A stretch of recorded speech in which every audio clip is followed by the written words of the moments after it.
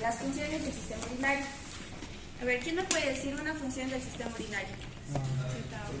Levántame. Dale, Denis. Una de las funciones es la secreción de hormonas, como que es la de la retina, la prostaglandina y La renina, la ¿verdad? renina. Ya. A ver, César, ¿qué otra función puede tener los riñones como tal? Sí, el sistema urinario en general. ¿Cuál es la principal función? También puede almacenar el líquido para luego ser Muy bien. Yo leí que íbamos en purificación de la sangre y también creaban nuevos glóbulos. Filtración glomerular. Muy bien. ¿Quién más? A ver, dale. Sí. Convertir la 25 de hidroxivitamina D3 en 1.25 de hidroxivitamina D3. Muy bien. Acelerar el movimiento de los huesos. ¿Cómo funciona esto? Muy bien. ¿Quién más? Dale. Así lo van a entender. Muy bien, chicos. Entonces vamos a ver todas esas funciones el día de hoy. Como podemos ver, tiene, como nos decía Denis, una función endocrina. Produce las hormonas, la más importante es la renina y la eritropoyetina. ¿Ya? Esto nos va a servir para regular la presión arterial. Ya lo vamos a ver todo esto mucho más adelante. Como nos decía también José César, promueve, o sea, remueve todas las sustancias de nuestro cuerpo y su principal función es eliminar la orina. Es decir, remueve todas las sustancias tóxicas, todos los productos del metabolismo de todo nuestro cuerpo y lo elimina a través de la orina. Como nos decía también, regula la presión arterial, la hemodinamia y el ácido y el equilibrio ácido-base. Ahora, aquí vemos una pequeña imagen donde determinamos que los riñones son dos. Tienen forma de habichuela y las partes las vamos a ver mucho más adelante. Tenemos los uréteres que salen del riñón hacia la vejiga, que es el sitio de almacenamiento de lo que va a ser la orina, y por ende, para que salga todo este contenido, la uretra. Ahora sí vamos a empezar por el riñón. A ver, en la imagen de la izquierda, ¿por qué creen que el riñón derecho está más bajo que el izquierdo? Está inflamado. Es por el corazón, por la ubicación del corazón en sí. Ya, además del corazón, ¿por qué más? Por el hígado. Por el hígado, muy bien, muy bien, chicos. Me queda una. Por el hígado, por eso está más abajo que el izquierdo, ¿verdad? Entonces, las partes principales que tenemos que nosotros observar en el riñón, y vamos a verlas todas estas, histológicamente es empezando desde la cápsula. ¿Qué cápsula rodea el riñón? Recuerden que en el hígado era la cápsula de y aquí de Bowman. Muy bien, Bowman. Ya tenemos entonces al riñoncito con la parte de la corteza. Y dentro de una corteza siempre tiene que haber una médula. ¿Okay? Histológicamente nosotros vamos a poder ver la corteza, la médula, los cálices mayores, menores, las papilas renales, las columnas y además los conductos como tal excretores, como van a ser el conducto excretor, los distales, los proximales, todos estos los vamos a ver detenidamente. Acá podemos ver una imagen histológica, lo mismo que vamos a ver en las prácticas del día martes, donde observamos por fuera tiene que estar la corteza, ¿verdad? Y por dentro, todo lo que ustedes están viendo por dentro de lo que es nuestra placa histológica es la médula, ¿ya? Nuevamente vamos a ver otra imagen. ¿Por dentro qué está? Médula. Médula. Por fuera la corteza. Entonces, viendo histológicamente, determinamos al inicio solo esas dos primeras partes. Ahora vamos a ver la unidad funcional del riñón. ¿Cuál es la unidad funcional del riñón? La nefrona. La nefrona, muy bien. La nefrona a la vez está compuesta de una nefrona como tal, un glomérulo que vamos a ver, y los túbulos colectores. ¿Ya? La unidad funcional del riñón, como ustedes me han dicho, y está súper bien, es la nefrona. Ahora vamos a hablar de los túbulos uriníferos, por ende, la nefrona y los túbulos colectores. Empezando a hablar de la nefrona como tal, podemos determinar que existen dos tipos de nefrona. Muy bien, ¿cuáles son, Alexandra? Muy bien, la vertical y la extramedular. ¿Cuál es la que se encuentra en mayor proporción?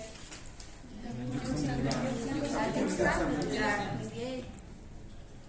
Ahora, vemos que la nefrona se compone como tal de un corpúsculo renal y una porción tubular. El corpúsculo renal como tal está compuesto por un glomérulo. Este glomérulo es el que vamos a ver a continuación, pero también tenemos que saber que la nefrona tiene una porción tubular.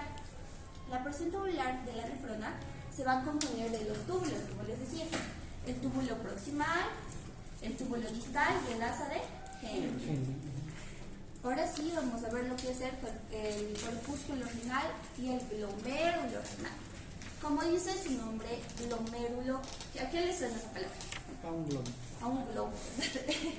Ya, el glomérulo, como les decía Denise, es un compuesto de capilares fenestrados, es decir, unidos, todos unidos en una forma de ovillo. ¿Se acuerdan que cuando hemos visto páncreas, las células de Langerhans parecían un ovillo? ¿Recuerdan? Ahora, el glomérulo se ve casi igual, pero además de identificar a la parte redonda, que es los capilares y demás, podemos determinar que el glomérulo renal posee una lámina basal y células mesangiales. Los capilares del glomérulo renal, sí o sí, al ser capilares, tienen que pasar por el sangre, ¿verdad? Entonces, está irrigado por dos arteriolas muy importantes, en este caso la arteriola eferente y la aferente. Ahora, como toda lámina basal, que recuerden que hemos visto desde el tubo digestivo, tiene que poseer colágeno, ¿verdad? Todas las láminas basales y demás poseen colágeno. Siendo este el colágeno el que encontramos acá, el tipo 4.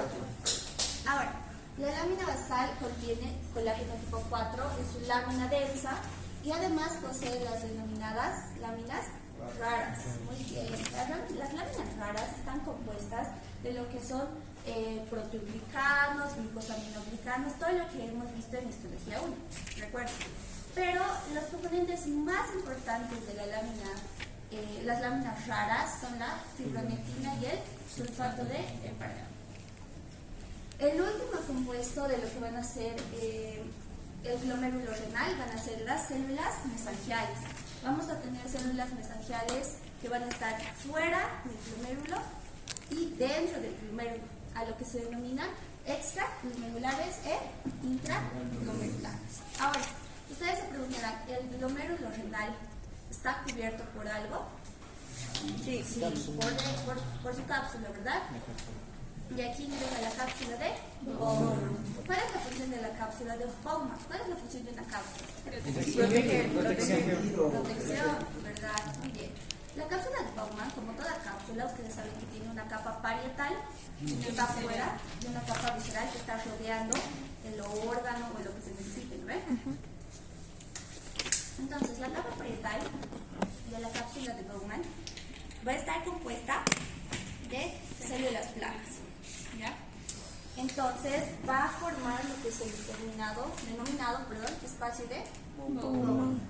La capa visceral, que va a estar en contacto directo en lo que va a ser el glomérulo, va a estar compuesta de los famosos podocitos. ¿Quiénes son los podocitos? Que tienen Piecitos, ¿no ve? Prolongaciones, muy bien. Existen los podocitos, que es la principal célula, nos podrían decir, que ayuda a agarrar, a atrapar todos los compuestos que necesitan ser eliminados.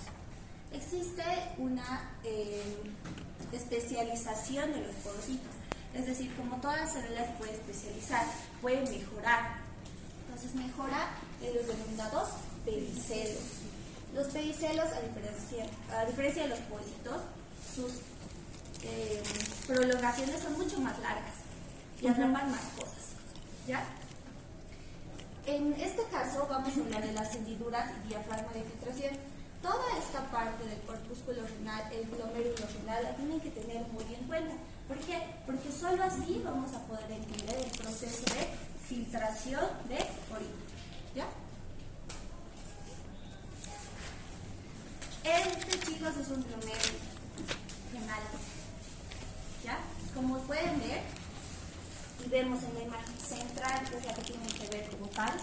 Este es el glomérulo. Tiene una forma esférica que está rodeada por lo que es su cápsula, la cápsula de Bowman, y por dentro tiene la lámina basal y todo lo que hemos explicado. ¿Ya? Acá en la imagen no solo vemos un glomérulo, ¿qué más podemos ver? Los túbulos. ¿Ven? Muy bien, Brenda. Tenemos los túbulos. Vamos a ver cada túbulo específicamente, pero acá en una vista grande ustedes se tienen que abocar a solo ver el glomérulo. Aquí vamos a ver túbulos. Van a ver la forma de los túbulos, chicos, y van a entender cuál es el proximal y cuál es el distal y demás. Pero ahora veamos solo lo que es un glomérulo. En esta imagen lo vamos a ver mucho más cerca. Como pueden ver, el glomérulo, como les decía, por dentro está lleno de lo que son las células mesangiales y la lámina basal. Dentro de este glomérulo, como les explicaba, podemos encontrar colágeno tipo 4, glucoproteínas y fibroblastos. Y aquí la última imagen. Vemos nuevamente un glomérulo y con sus diferentes túbulos que lo rodean. ¿Ya? Ahora vamos a ver, como les decía, el proceso de filtración. El proceso de filtración de la orina va a iniciar en lo que es la lámina basal. ¿Ya? Como habíamos visto en las anteriores diapositivas, las partes de lo que es un glomérulo renal va a iniciar desde la lámina basal. Ahora, todo el líquido que se quiere eliminar, todo el contenido que se quiere eliminar, después de pasar a la lámina basal, tiene que pasar a la lámina densa. La función principal de la lámina densa va a ser atrapar moléculas grandes. ¿Ya? Después de haber pasado la lámina densa, el contenido va a bajar, va a seguir bajando, va a seguir transcurriendo y va a llegar a las láminas raras. Las láminas raras son muy importantes porque estas van a impedir el paso de moléculas de carga negativa. Ahora, tras haber pasado estas tres láminas, vamos a llegar a lo que es el diafragma de la hendidura. Es la parte donde les decía que tienen que tener mucha atención. ¿Por qué? ¿Qué es un diafragma, chicos? En el microscopio que vemos cada martes. ¿Qué es el diafragma? Ya la parte. La porción del microscopio que permite que pase la luz. Muy bien, la luz. Entonces, como en todo órgano necesitamos que pase, ¿ve? Por un lugar. Este es el diafragma de la hendidura. Como nos decía Denis, permite pasar lo que son todas las moléculas que ya han sobrepasado las láminas. Ahora, el diafragma de la hendidura deja pasar lo que son moléculas menores o iguales a 1.8 nanómetros. Pero si es que llegara el caso que quiera pasar moléculas mayores a 4 nanómetros, no podría pasar. ¿Por qué? Porque este diafragma de la hendidura posee lo que son pequeños, como podría decirse, poritos que no llegan a abrirse tanto para dejar pasar moléculas mayores a 4 nanómetros. Por ejemplo, ¿qué no se puede eliminar por la orina y qué es patológico eliminar por la orina? Dale, Irmita. La sangre. La sangre. ¿Qué más? Azúcar. ¿Ve? Cuando vemos azúcar en la orina, es algo patológico.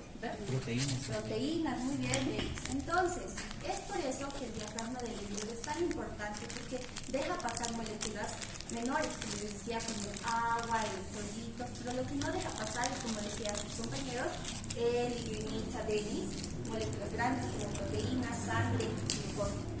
Ya a todo este proceso de paso desde la lámina basal, la lámina densa, las raras del diafragma, se denomina ultrafiltrado glomérulo. ¿Ya? Con esto, chicos, hemos terminado lo que es glomérulo.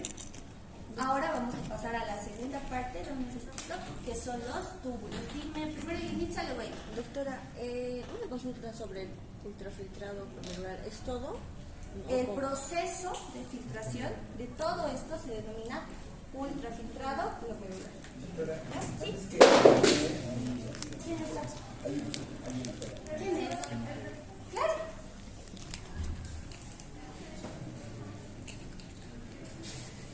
Doctor, buenas tardes. Buenos días, ¿verdad? Buenos días. ¿Cómo están? Entonces, con eso, chicos, terminaríamos lo que es glomérulos. ¿Ves? Ahora vamos a pasar a los túbulos. a la porción tubular de la nefrona. Nunca se van a olvidar que la unidad fundamental del riñón es la nefrona. ¿Ya? Ahora sí, vamos a empezar con la porción tubular. La porción tubular de la nefrona se compone de tres cosas, hemos dicho, del túbulo proximal, del distal y del asa de Henle. ¿Ya? Vamos a empezar por el túbulo proximal. El túbulo proximal de la nefrona está compuesto de lo que es un epitelio cuboide, sí. ¿Ya? Esta tiene dos partes, una parte contorneada y una parte recta, que vamos a ver a continuación. El túbulo proximal, en el túbulo proximal se pueden diferenciar tres tipos de células. Las células S1, las S2 y las S3. Ustedes se preguntarán para qué sirven estas células. Si estamos ahorita en un túbulo, ¿para qué sirven? Ya, filtrar todo el contenido, ¿verdad? Ayudar el paso del proteína. Ayudar el paso, muy bien.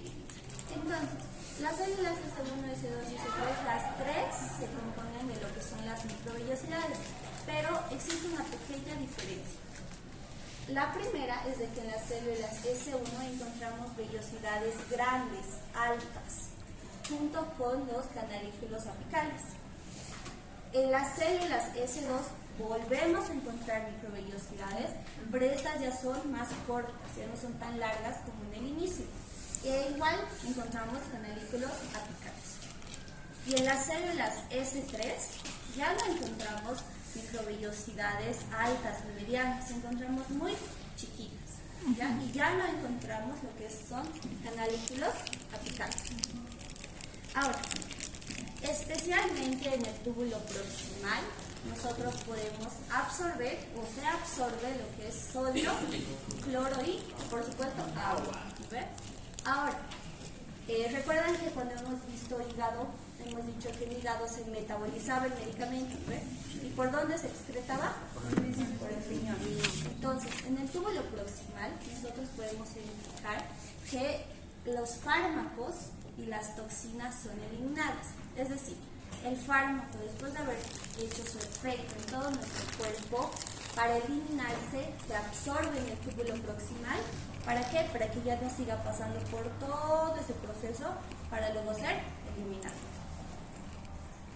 Acá vemos una imagen de la porción contorneada de lo que va a ser el túbulo proximal.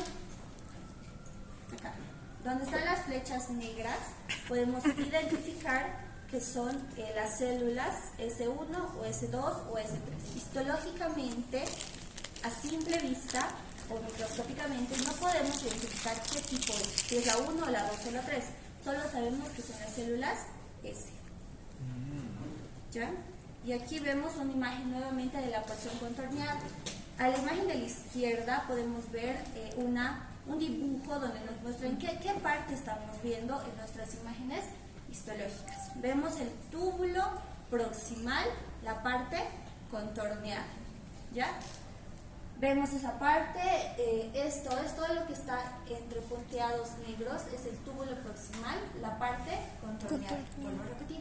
Van a ver, chicos, el núcleo de las células de los túbulos proximales y van a ver de los túbulos distales la diferencia. Es como nosotros podemos diferenciar histológicamente a los túbulos. ¿Ya? No se van a olvidar de esta imagen, que son los túbulos proximales. Ahora, esta es la parte contorneada. Ahora vamos a ver la parte recta. Esta es la parte recta. Como vemos en el dibujo, después de haber pasado como tal el glomérulo y la parte contorneada con sus curvitas, vamos a la parte recta.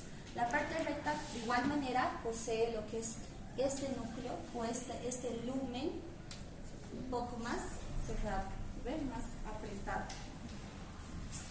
Ahora, siguiendo el dibujo, ya nos toca el asa de Henle, que vamos a ver a continuación.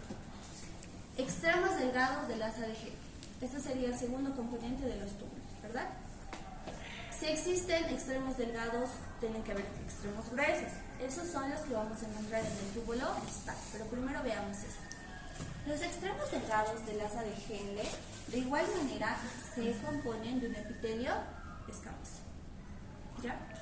Tiene tres partes: descendente, el asa de Henle como tal, y la parte ascendente. Tenemos 4 tipos de células en estas ramas delgadas o en estos extremos delgados de la asa de Henle. El tipo 1, el tipo 2, el tipo 3 y el tipo 4 están compuestas del epitelio escamoso, de células escamosas, y a la vez poseen lo que son interdigitaciones. Como dice su nombre, interdigitaciones. ¿Qué son las interdigitaciones? Ya, ¿qué más? Se encuentran entre dos porciones. Ya, ¿qué más? Esos son otros. Son, se podría decir, huellas que se encuentran dentro de estos tipos de células. Ya, interdigitaciones, digamos que son los dedos, son espacios que se encuentran entre los diferentes tipos de células escamosas. Esas son las interdigitaciones. Ahora, recuerdan que en la parte del túbulo proximal se absorbía lo que era agua, sodio, cloro. En esta parte de nuevo se vuelve a absorber agua, sodio, cloro, pero se añade lo que es la urea. ¿Ya? Urea. En esta imagen vemos a lo que es la rama delgada o el extremo delgado del asa de Henle, que histológicamente lo vemos así. Así es como se ve, las líneas punteadas, y en una imagen, en un dibujo, vemos la letra D, que es, este no tiene ni porción contorneada ni porción recta, no, directamente es descendente, ascendente y como tal el asa de Henle. Nuevamente vamos a ver acá. Esta es la rama delgada del asa de Henle. Notan la diferencia, ¿verdad?, entre el túbulo proximal, que era mucho más cerrado y mucho más algodonoso. Esta, que es la rama delgada del asa de Henle, que tiene un espacio mucho más grande y el tamaño sigue siendo el mismo. Ahora, de igual manera, vamos a ver en el túbulo distal, que es el que nos continúa, el que sigue, que es este, ¿ya? El túbulo distal, de igual manera, está compuesto por un epitelio cúbico simple y sí tiene ya nuevamente 3 porciones que vamos a identificar. Tiene la porción recta, la porción de la mácula densa y la porción contorneada. La diferencia entre los túbulos distales y los proximales es que estos son mucho más cortos que los proximales y poseen pocas vellosidades. ¿Por qué? Porque ya estamos saliendo, ya estamos por acabar todo el proceso de los túbulos, ¿no ven? Entonces ya va a tener menos microvellosidades. Ahora, a diferencia de lo que es el túbulo proximal y el asa de Henle, tenemos que en el túbulo distal de igual manera se van a absorber lo que es agua, urea, sodio, potasio, se va a agregar el potasio y el hidrógeno. ¿Ve? Y en el túbulo distal vamos a poder observar e identificar proteínas. La proteína de Tamm-Horsford. ¿Qué es la proteína de Tamm-Horsford? ¿Qué han leído? ¿Para qué ayuda? Sintetiza uromodulina. ¿Sabía? No, Ya. sintetiza la uromodulina. ¿Y para qué sirve la uromodulina? Impide los cálculos Muy renales. bien, Karen. Impide la formación de cálculos renales o Ay, atrofias de los riñones. ¿Ve? Recuerden, y tanto ustedes lo hemos visto en la clase de sistema digestivo y ustedes han hablado ayer en sus casos clínicos de la formación de los cálculos biliares. Los cálculos renales de igual manera se pueden formar de eso. ¿Por qué? Porque tenemos agua, tenemos electrolitos y tenemos sales. Entonces se pueden formar cálculos renales. Esa va a ser una de las patologías que vamos a ver al final, más predisponentes, que se forman en nuestros riñoncitos y pueden llegar a obstruir, al igual que en el conducto colero, que todo lo que nos dice el sistema digestivo, a un túbulo y va a impedir que la orina pase. Y es muy doloroso. Muy bien, ahora vemos la parte contorneada del túbulo distal. Esa es la parte contorneada y la vemos acá. Notan la diferencia entre las células, ¿verdad? Las células del túbulo proximal eran más redonditas, más ovaladas, y su centro era más pequeño a comparación de los del túbulo distal. La forma es la que está punteada, es media esférica, ¿no ve? Ovalada. Y el centro, la luz, es más grande que las otras. ¿Están viendo la diferencia? ¿No ve? Ahora vamos a ver la porción recta. Esta es la porción recta. De igual manera, se parece, ¿no ve? Un túbulo proximal, pero no es un túbulo proximal. ¿Por qué? Porque tenemos que en el túbulo proximal aún llegaba hasta más adentro de lo que era el conglomerado de células. A ver, acá aún tenemos un espacio grande, un lumen en el centro. Y acá podemos ver la mácula. Las células de la mácula es donde está apuntando lo que es nuestra flecha amarilla, ¿ya? Las células de la mácula, como les decía, tienen la función de absorber todo lo que son los elementos de absorción: agua, sodio, cloro, hidrógeno, y además vamos a encontrar las proteínas de TAM. Ahora, es muy importante hablar del aparato yuxtaglomerular, porque habíamos dicho que las nefronas que se encontraban en mayor cantidad eran las yuxtaglomerulares, ¿no? Entonces necesitamos hablar del aparato yuxtaglomerular. El aparato yuxtaglomerular está compuesto por ende de células yuxtaglomerulares, que la función principal de estas es la secreción, como nos decía Denis al inicio, de lo que era la renina, la enzima convertidora de angiotensina, más conocida como ECA, y por ende la angiotensina Q2. Eso es lo que nosotros vamos a ver en la práctica, el sistema renina, angiotensina, aldosterona. ¿Ya? Ahora tenemos la mácula densa. La mácula densa va a vigilar lo que es la concentración de sodio. Y por último tenemos a las células mesangiales. La función de las células mesangiales va a ser reemplazar a las células glomerulares que ya han acabado, que ya han terminado su visión. Acá vemos en la imagen una síntesis de lo que hemos hablado hasta ahora. En el medio, chicos, es el glomero. Tenemos a la mácula densa, a las células mesangiales y a los túbulos que los están circundando. La parte de arriba tenemos a los túbulos proximales. No se pueden ver túbulos distales por las imágenes, pero sí tenemos capilares que nos ayudan a la irrigación. ¿Ya? Nuevamente, en esta imagen tenemos lo que es la... ¿Estás bien, Yurika? Ok.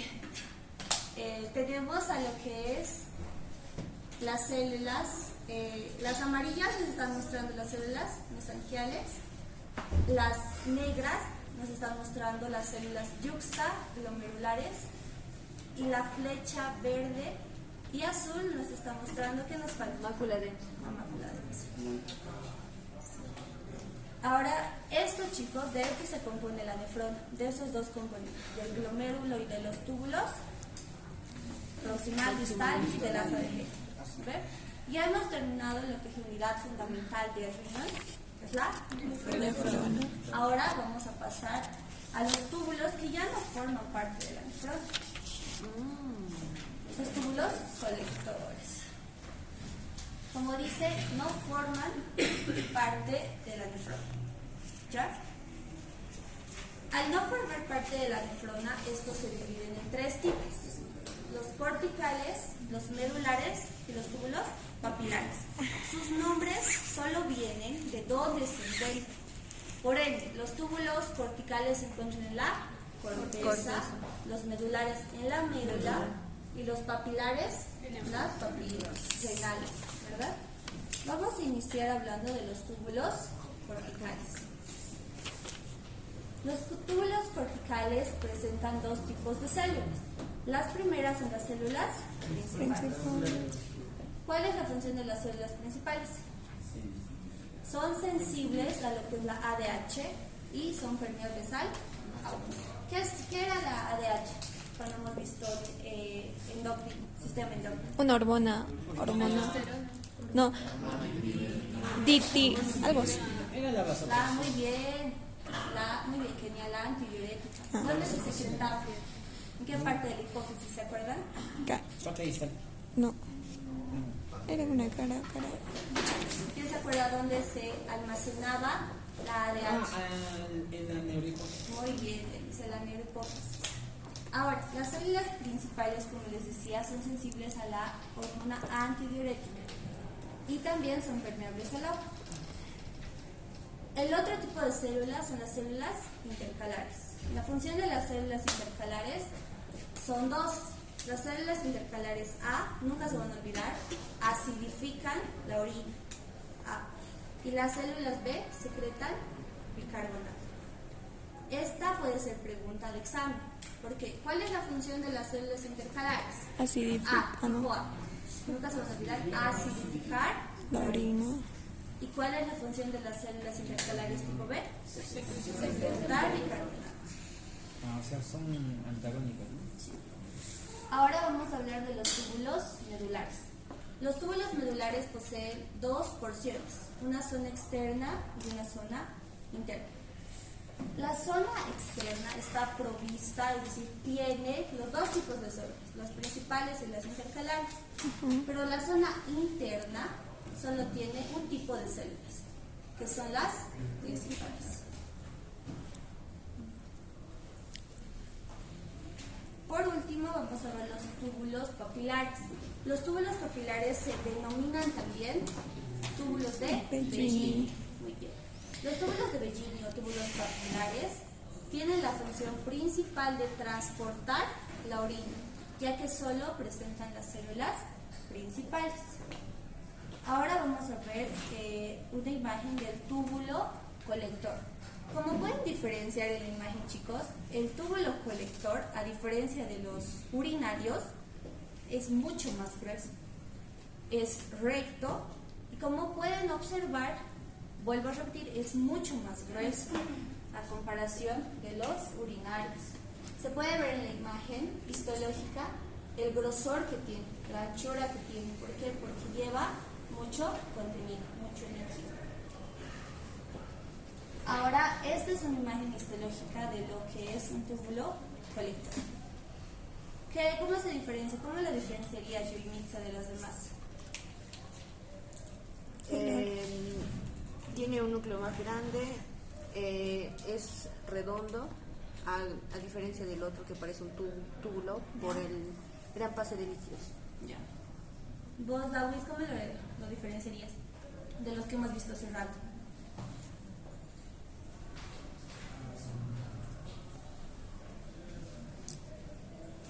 El color. Yo lo veo diferente. ¿No? Solo viendo la imagen. La luz Ya, ¿qué más? La luz Cúbico, creo. Ya, La luz del conducto. la luz del conducto. Ya. Bien, chicos.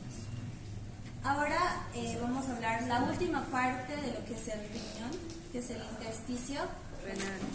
El intersticio renal está compuesto de un tejido conectivo denso, irregular, colágenos,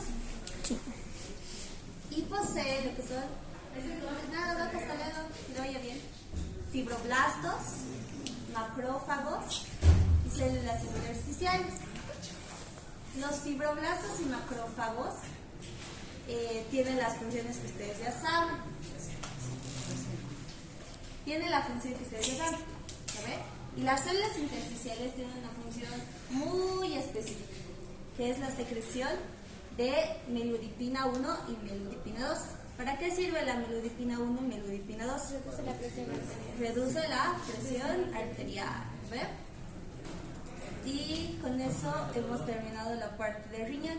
Y aquí vemos una imagen histológica de lo que es intersticio renal. ¿Les ayuda?